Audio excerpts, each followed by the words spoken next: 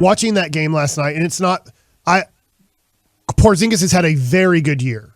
He's not going to be an all-star. He doesn't deserve to be an all-star this year, but he's improved this year. I've been pleased with what I've seen from Porzingis when he's on the court. Is the one thing that I wish that has not been established at all this year and has not been established at all in Dallas Maverick career is that he's a major threat the last 5 to 3 minutes of a game. And I get that he's limited on minutes right now because of COVID, and he's limited on games played because of his injury history.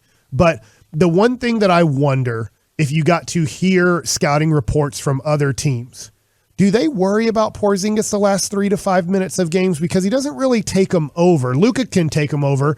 Hardaway Jr. can get really hot and knock down a lot of threes late in a game. And I don't think they worry about him too much. Everybody just don't leave him wide open because he can get hot and make like 9 points in 30 seconds if that dude gets hot. I just wonder with Porzingis, what teams say about his clutchness and like the last 3 minutes of games.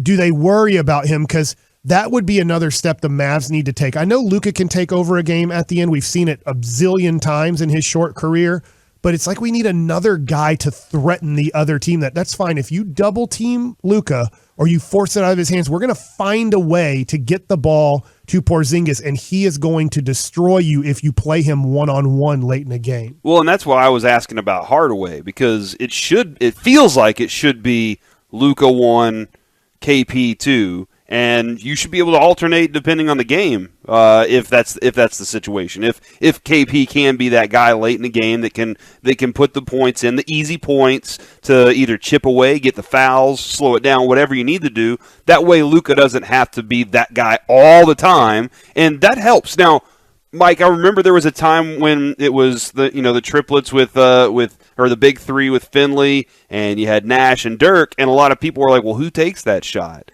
And it was like this kind of question mark, because some nights it would be Steve Nash, some nights it would be Finley, and some nights it would be Dirk. And then it became, well, it has to be Dirk. Dirk has to be the guy that transcends late in the game, that becomes the player that's unguardable. And eventually when he became that guy, it took too long to get there, I felt. But eventually when it became that, you still, you had all these other options like Jason Terry that could score and help you, but it was always Dirk.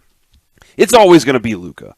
But he has the ball in his hand. If he can help himself a little bit by having a threat there in KP, that would be a huge thing. But I asked you this last season. We discussed this, and you were like, look, if Luka spends his time trying to make KP tradable or trying to make him a star, you're losing games. And you're saying, do teams have it? Do they have the information? Do they have the opportunities? Has Jason Kidd said, I've identified that we need to make this an emphasis. We need to start going to him late, and maybe it's going to cost us a few games, but we have to see it. We have to show that it can be a threat before anybody's actually going to take it serious late in games to take that pressure off of Luka. If it costs them games, they would probably shy away from it, here's the deal, right? Corey. Injuries and COVID have taken some of that away, and then you're in a very competitive Western Conference. If you lose, let's just say the next 3 games, you're in the play-in tournament. And there's not, as much as we've been concentrating on football, we're now almost 50 games into this season. And so there's only 30 plus games left. You just hope that the flow of the game determines that, because Luka's smart enough for this. I think he does sometimes like taking over games. And if Porzingis was hot in the fourth quarter, I think they would keep going to him. Yeah. But he shies, to me, my opinion, he shies away from getting the ball in clutch situations. And I'm not saying that he doesn't want it. I don't know. But it's one of those things, Corey, that you don't have to force too much. To me, it just starts to naturally happen. The guy in big moments is making big shots, is asking for the ball, is working hard for the ball.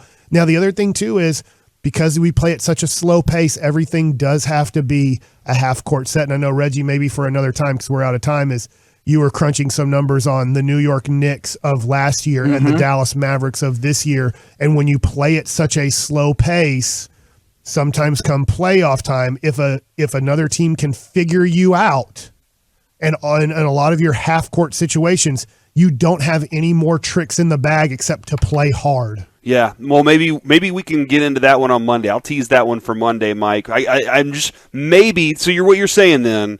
Jason Kidd doesn't have to call out KP. Everything we'll figure it out in game flow. He called everybody else out so far, and it's turned out that wasn't a game to call people out. That was the Mavericks played hard. Good competitive they gave effort. game. They got tired in the end, and that's a better team. There's no way the Mavs can ever beat that team in a 7-game series unless they have major injuries.